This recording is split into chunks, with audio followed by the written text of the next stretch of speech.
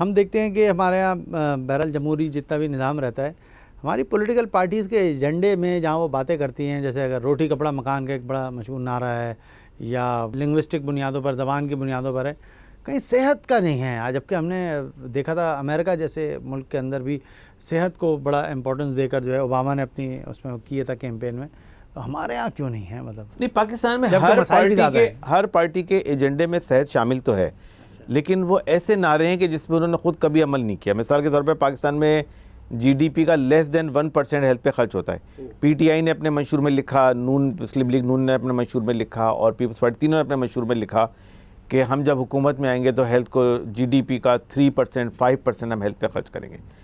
لیکن ہوا یہ ہے کہ ان تینوں پارٹیوں نے جو حکومت میں آئی ہیں، انہوں نے کبھی بھی اس کو بڑھانے کے بجائے اور گھٹائی دی ہے. مطلب جب پی ٹی آئی جب حکومت میں آئی تھی تو اس وقت پاکستان میں وفاق کا ہیلتھ کا بجٹ جو ہے نا وہ 55 ارب روپے تھا. ٹھیک ہے. پھر اب اس وقت وفاق کا ہیلتھ کا بجٹ 18 ارب روپے. آدھے سے تو انہوں نے تو 1/3 اس کو کم کر دیا، اور یہ انہوں نے کہا کہ ہیلتھ صوبوں کا مسئلہ ہے، صوبے کریں گے. اچھا، صوبوں نے اپنے ہیلتھ کو بڑھایا نہیں. ایکچولی پاکستان کی تمام سیاسی پارٹیوں میں دیکھیں تو آپ کو سوائے جماعت اسلامی کے کسی پارٹی کے منشور میں ہیلتھ کا کوئی کمپریہنسو چیپٹر نہیں ملے گا. اور دوسری بات یہ کہ میرا خیال ہے جماعت اسلامی کے اور سراج الحق صاحب کے علاوہ کوئی ایسی پارٹی بھی نہیں ہے کہ جو ہر سال ڈسیبلٹی ڈے کے موقع پر معذور افراد کو جمع کر کے ان کو کوئی فیسیلیٹیٹ کرنے کا پروگرام کرتے ہو. پچھلے سال بھی انہوں نے لوگوں کو جمع کیا اور سینکڑوں بچوں آئے، ان سب کو گفٹ دیے انہوں نے، اور اس طرح کی ایکٹیویٹیز کی. تو میرے خیال میں یہ کام تمام پولیٹیکل پارٹیز کو کرنا چاہیے، اور جو این جی اوز ہیں جو اس حوالے سے کام کر رہی ہیں ان کو بھی یہ کام کرنا چاہیے. الخدمت نے اس حوالے سے کافی کام کیا ہے، ہیلپنگ ہینڈ نے اس حوالے سے کافی کام کیا ہے.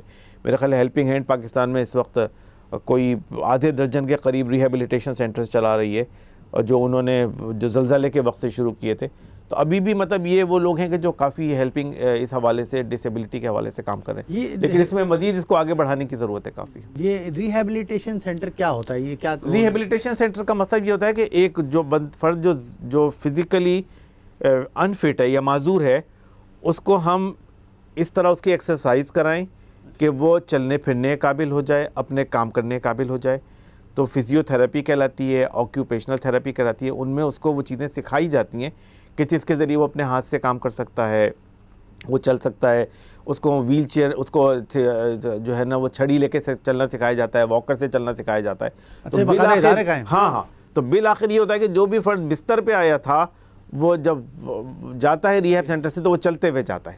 یعنی اتنا زمین آسمان کا فرق پڑ جاتا ہے اس کی صحت کے اوپر. یہ کامیابی سے چلنے پاکستان میں بہت کم ہے ریہیبلیٹیشن سینٹرز، پاکستان میں بہت کم ہے. گورنمنٹ کی سطح پہ تو پورے پاکستان میں صرف 2 سینٹر ہیں. ایک کراچی میں ہے جو national institute of rehabilitation medicine کہلاتا ہے، سول اسپتال کے ساتھ ہے، اور ایک آرمی کا ہے جو آرمی کا وہاں پر ہے راولپنڈی کے اندر. اس کے علاوہ پاکستان میں ریہیبلیٹیشن کا کوئی ادارہ نہیں ہے. 400 لوگ روزانہ فالج کی وجہ سے ہو رہے ہیں نا. اور ریہیبلیٹیشن سینٹر ہے کہ یہ ادارے بھی اسلام آباد میں اس وقت بناتے جب زلزلہ آیا تھا. بقیہ پاکستان میں جیسے اسپائنل کارڈ انجری ایک بہت بڑا پرابلم ہے جس کی وجہ سے لوگ معذور ہو جاتے ہیں، ریڑھ کی ہڈی. پاکستان میں اسپائنل کارڈ ریہیبلیٹیشن کا کوئی باقاعدہ بڑا ادارہ نہیں ہے. ایک پشاور میں پیراپلیجک سینٹر جو بہت چھوٹا سا ریہیب ہو جاتا ہے، اس میں ریہیب ہوتی ہے، اور وہ تمام لوگوں کو کام کرنا سکھاتے ہیں، چلنا سکھاتے ہیں، ویل چیئر پہ کام کرنا سکھاتے ہیں. تو وہ لیکن صرف پشاور میں، وہ پورے سندھ کے اندر اگر کسی کو اسپائنل کارڈ انجری ہو جائے تو کوئی ایسا ادارہ نہیں ہے کہ جہاں اس کی ریہیبلیٹیشن ہو سکے.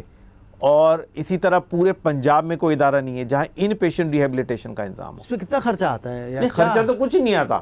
خرچہ تو دیکھیں نا، گورنمنٹ جتنا خرچہ کر رہی ہے چھوٹی چھوٹی چیزوں کے اوپر، تو اس میں کچھ نہیں ہے. مطلب یہ تو ظاہر ہے، آپ 1 ارب روپے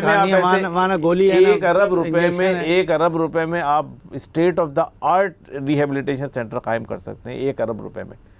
تو یہاں تو آپ 100 ارب روپے ایک سڑک پہ خرچ کر دیتے ہیں، وہ جو پتہ نہیں بنتی بھی ہے نہیں بنتی. تو یعنی اصل مسئلہ خرچے کا نہیں ہے، مسئلہ سمجھ کا ہے اور ول کا ہے کہ کسی طرح ہم اداروں کو. یہ پاکستان میں جو ریہیب سینٹرز اس وقت جتنے کام کر رہے ہیں وہ سارے پرائیویٹ ہیں. پرائیویٹ سیکٹر میں کتنے ہیں؟ پرائیویٹ سیکٹر میں تو کوئی 50 60 100 کے قریب ہوں گے، لیکن بہت کم ہے. ان پیشنٹ ریہیب کوئی نہیں ہے. یعنی پاکستان میں ابھی بھی فالج کے مریضوں کے لیے، اسپائنل کارڈ انجری کے پیشنٹس کے لیے، ٹرامیٹک برین انجری کے پیشنٹس کے لیے کوئی ان پیشنٹ ریہیب کا ادارہ نہیں ہے کہ جہاں پہ 60 70 100 مریض ایڈمٹ ہوں اور پھر وہ فنکشنل ہو جائیں، پھر وہ آؤٹ پیشنٹ ریہیب میں چلے جائیں. اور پھر ان کو ریہیب سینٹر کا کام صرف مریضوں کو صحیح کرنا نہیں ہوتا، بلکہ یہ ہوتا ہے کہ ان مریضوں کو معاشرے میں ری انٹیگریٹ کیا جائے. تو ان کے ساتھ ایک پورا سوشل سروس کا ڈپارٹمنٹ ہوتا ہے جو ان کو جاب پہ لگاتا ہے. جیسے خواتین ہیں جو معذور ہو جائیں وہ دستکاری کر سکتی ہیں اپنے گھروں پہ بیٹھ کے، تو وہ اس طرح کی ساری چیزیں ان کو ہم سکھاتے ہیں. ریہیبلیٹیشن کا مقصد یہ ہوتا ہے.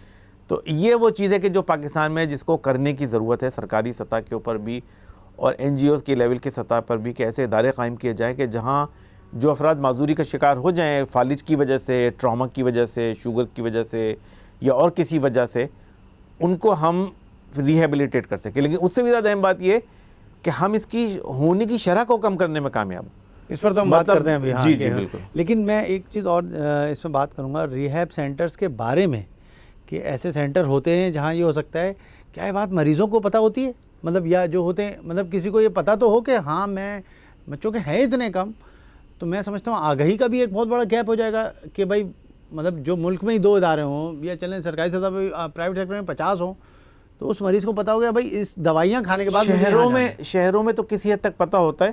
اس کی وجہ کہ ظاہر لوگ ڈاکٹرز کے پاس جاتے ہیں، بالعموم ڈاکٹرز ان کو ریفر کر دیتے ہیں ریہیبلیٹیشن کے لیے. دوسری بات پاکستان میں بہرحال فزیو تھراپسٹ کی ایک بہت بڑی تعداد موجود ہے. ادارے تو کم ہیں، کئی ہزار فزیو تھراپسٹ ہیں پاکستان میں جو یہی تھراپی تو کافی لوگ گھروں میں ہوم فزیو تھراپی وغیرہ کرا رہے ہوتے ہیں، اگرچہ وہ اس لیول کی نہیں ہوتی، لیکن ظاہر گھروں میں فزیو تھراپی کا لیول تھوڑا کم ہوتا ہے. لیکن کچھ نہ کچھ شہروں میں تو اویلیبل ہو جاتی ہے. لیکن چونکہ پاکستان میں ڈسیبل لوگوں کی بڑی تعداد دیہی علاقوں میں رہتی ہے، تو وہاں تو ان کو پتہ ہی نہیں ہوتا ہے اور نہ ظاہر ان کو ایکسیس ہوتی ہے اس طرح کی چیزوں کی.